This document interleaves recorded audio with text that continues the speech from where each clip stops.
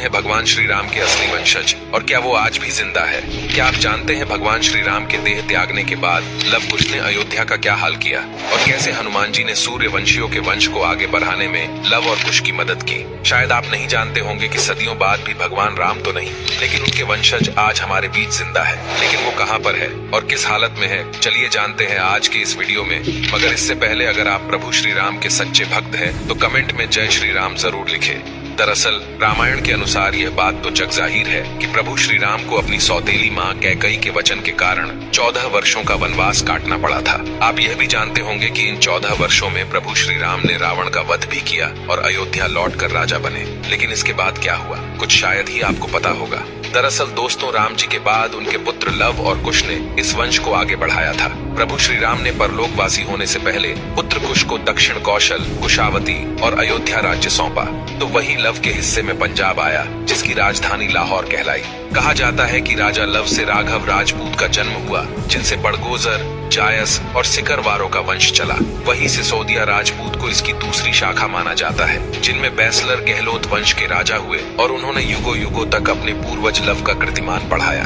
वहीं मित्रों, दूसरी तरफ बात करें कुश वंश की, तो उनके द्वारा कुशवाहा, मौर्य, सैनी, शाक्य संप्रदाय की स्थापना हुई। यही नहीं, सूर्य वंश भी कुश का एक अंश ही है। इसके अलावा कुश की 50वीं पीढ़ी में शुल्क हुए, जिन्होंने आगे चलकर महाभारत युद्ध में कौरवों का पक्ष रखा। मित्रों, मान्यता है कि कुश महाभारत काल के 2500 वर्ष से 3000 वर्ष पूर्व हुए थे। यानी कि मित्रों, आज से 65,000 से 76,000 साल पूर्व, 7,000 सालों पहले जो लोग खुद को शाक्यवंशी कहते थे, वह कोई और नहीं बल्कि प्रभु श्री राम के ही वंशज है। मौजूदा समय में जयपुर राजघराने की महारानी पद्मिनी और उनके परिवार के लोगों को प्रभु श्री राम के पुत्र कुश का वंशज माना जाता है, जिन्हें आप प्रभु श्री राम के भी वंशज कह सकते हैं। दरअसल एक इंटरव्यू के दौरान महारानी पद्मिनी ने यह दावा किया था कि उनके पति भवानी सिंह कुश के 307वें वंशज हैं। दोस्तों, इस राजघराने के इतिहास पर नजर डाली जाए तो 21 अगस्त 1912 को जन्मे महाराजा मान सिंह ने 3 शादियां की थी और उनकी पहली पत्नी मरुधर कंवर से जन्मे पुत्र का नाम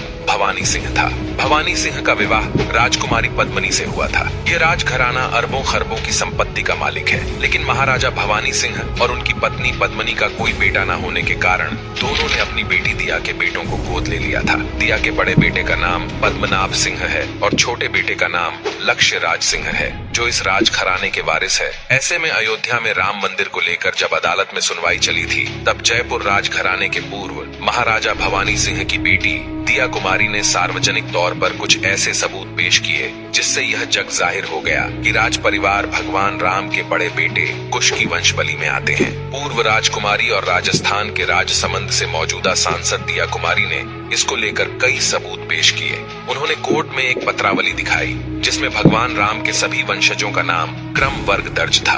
और हैरत की बात यह थी दोस्तों के इसी वंशावली में 289वें वंशज में सवाई जय सिंह और 387वें वंशज के रूप में दिया कुमारी के पिता महाराजा भवानी सिंह का नाम लिखा हुआ है। ये वही वंशावली है जिसके जुड़े इश्क बाकू और विवस्वान से जुड़ी हुई है। इसमें 62वें पायदान पर राजा दशरथ तो वही 63वें स्थान पर स्वयं भगवान श्री राम का नाम दर्ज है, जिससे यह पूरी तरह साफ हो जाता है कि जयपुर राजघराने की राजकुमारी कोई और नहीं, प्रभु श्री राम के पुत्र कुश के कुशवाहा से ताल्लुक रखती है। सिर्फ इतना ही नहीं, इस वंशवली के अलावा जयपुर के सिटी पैलेस में रखे हुए 9 दस्तावेज और 2 नक्शे भी साबित करते हैं कि अयोध्या के जयसिंहपुरा और राम जन्मभूमि सवाई जयसिंह द्वितीय के अधीन थी। वही प्रसिद्ध इतिहासकार आरनाथ की माने तो अयोध्या के राम मंदिर पर अगर किसी का हक है तो वो जयपुर के कुशवाहा वंशज है। वैसे मित्रों, सिर्फ भगवान राम ही नहीं, उनकी तरह भगवान कृष्ण और पांडवों के वंशज भी आज जीवित होने का दावा करते हैं, जिसको लेकर समय समय पर खुलासा होता ही रहता है।